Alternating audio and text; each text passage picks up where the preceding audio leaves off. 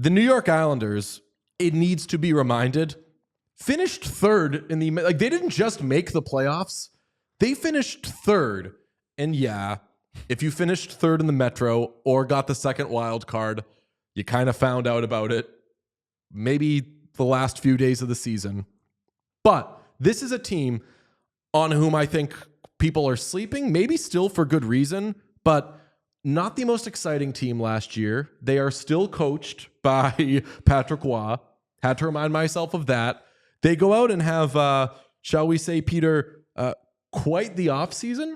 After losing in 5 to the Hurricanes and only winning 1 game thanks to overtime, they go out and they add our friend Anthony Duclair to a really strong top 6, I should say, by the way. Like, they've got like some real dogs in their top 6. And then Maxim Tisplikov.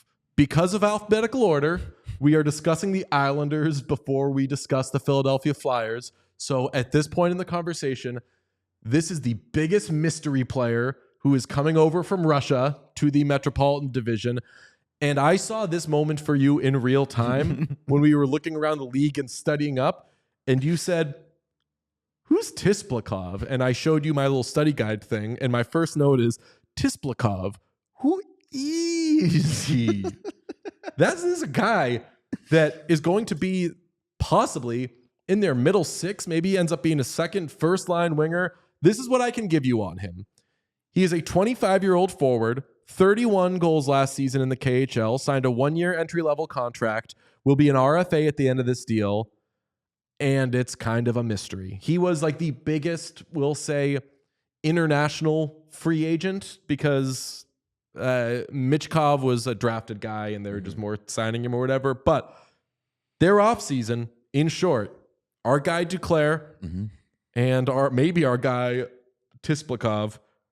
You excited about these New York Islanders? No. All right. That's the Islanders. Is this Rangers. a pro-Russia podcast? But it's no endearing. Like, because I think they're going to be good.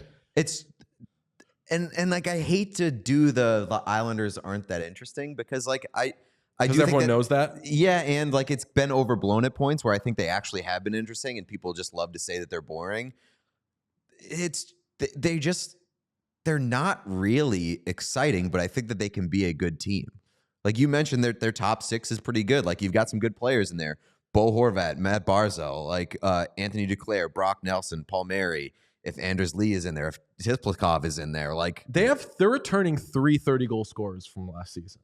Like, can we say that? Can we note that they're returning 3 30-goal scorers from last season on a team that I kind of look at derogatory and ask, what are they good at? And you're like, maybe goaltending? yeah. Who? The guy that got benched last year and it lost wasn't his last job? year. Like, I think that the thing that they're good at is they're returning 3 30-goal scorers from last season, and that number might grow when you add Duclair, who has had a 31-goal season in his career. I don't know about Tisplikov because famously, Nobody does. no one fucking knows about him. And if you listen to any podcast that's breaking down Maxim Tisplikov, it's either a very good Russian podcast or it's a bunch of I liars. was going to say, like, if somebody in the YouTube comments wants to, like, inform us of Tisplikov, that would be nice. But it also, we probably won't be able to read it because it'll be in Russian. Yeah, maybe mostly what we want to know about him is like who is he? That's what we're trying to figure His out. dad is a Russian and Soviet hockey Hall of Famer. Ooh. Fun fact. Whoa. It's got some hockey bloodline. Tell There you go. us, There's Sean, pedigree there. what else you got on him? He It's like, I don't know. This is all in Russian. Yeah, that's about it. He's been texting Shane Prince a lot, apparently. Okay. Cool. And that's it. Hey, thanks for watching the channel. We appreciate everybody who checks out our stuff, but 80% of our viewers are not actually subscribed to this page, so if you could smash that subscribe button, it would go a very long way for us. The more subscriptions we have, the more visibility we get from YouTube, which allows us to do more. So press that button. Thank you. Can we see those texts? Are they in Russian? Have they leaked?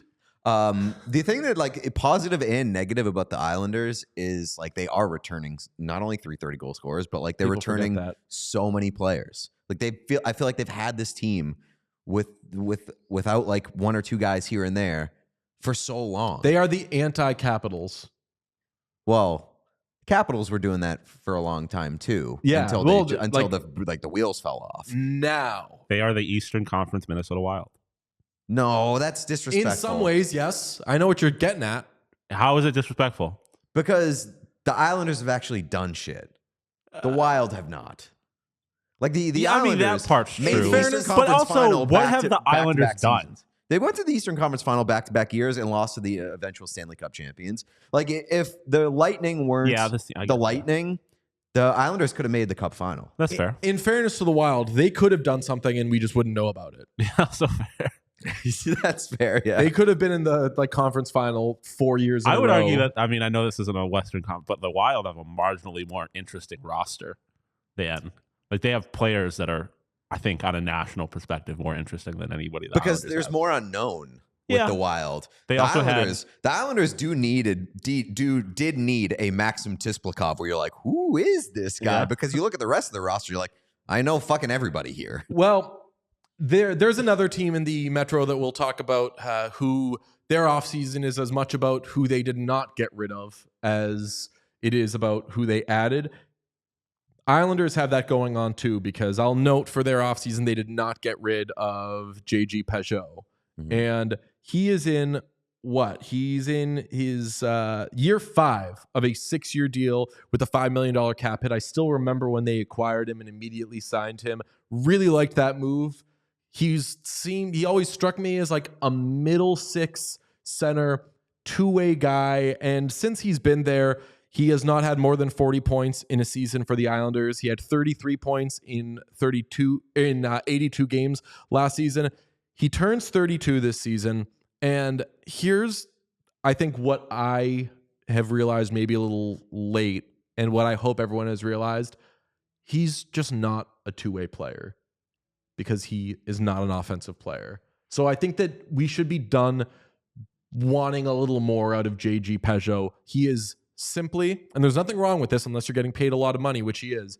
There's nothing wrong with being a defensive player, and that's what he is. He's a third-line center, ideally maybe even a fourth-line center that you can just kind of sick on certain lines, but that's what he is. That kind of happens a bunch too, where like a guy like that has an offensive surge and people like have hope that he's going to become and transform into and develop into a two-way player and a guy who can consistently put up those offensive numbers. But really what it is, it's just a surge, just like people have droughts. Yeah. Like it doesn't mean that they fucking suck. It just doesn't mean that that's who they're going to be for a long period of time. And I think that JG Peugeot, in that time frame where he was producing offensively, the commitment was to him being that long term, and I think that was a mistake. He didn't use these exact words, but I always got the sense that Claude Julien thought that people overuse the term two-way player and two-way whatever when it comes to certain guys. I remember, I won't specify who, but there was a player that a young player who had a good game, and someone asked like, hey, for him to be a two-way player and do these things, like what else does he need to do other than just score goals? And Julien was like, oh no, he needs to score goals, because right now I don't think he's a two-way player, because he's a defensively smart and responsible player, but like you do need to score goals and make offensive plays to be the type of thing that you're talking about. And when Peugeot retires at the end of his career, I hope we'll all be like, that was a good player. Mm-hmm. Just not an offensive dynamo. And I won't even say was paid to be one, because you look at like $5 million isn't the end of the world. You wish that that guy is a second line center instead of what he'll probably be this season, third line center, but he stays there. And that's kind of the story of the Islanders, other than to note again, I'll note their PK stinks. That needs to be a lot better. But also the goaltending thing is something that you keep an eye on, because Ilya Sorokin is entering the start of an 8-year deal. He lost his job to Semyon Varlamov last year. He was 14th in save percentage after back-to-back years of a 920 plus clip. He had a 908 save percentage, I want to say. This contract is 8 times $8.25 million. This is year 1 of it. Oh, and he had off-season back surgery. So that is a we'll have to keep an eye on that situation. Yeah. Assuming that the back surgery was to correct something that was ailing him last season, maybe. I don't know. But even when you hear back surgery, doesn't Yeah. that It's not great, but I also like if Sorokin gets back, no pun intended, to being a 1G?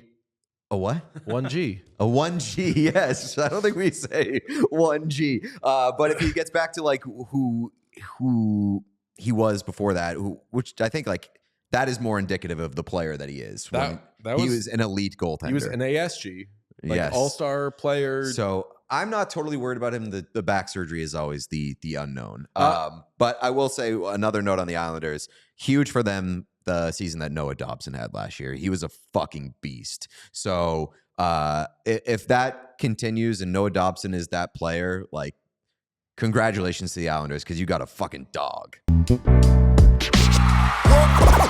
all silly like the mayor.